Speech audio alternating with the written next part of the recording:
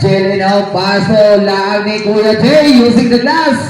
And a back to Chino. Back to Kuya Jay sa tres. Bang bang!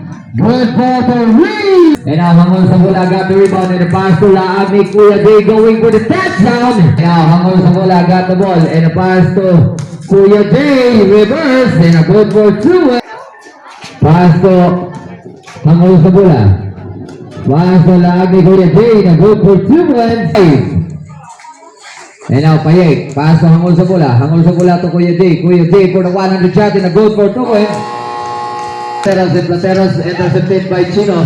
And now the ball goes to Hangul sa bola and a pass to Kuya Jay and a good for 2 points.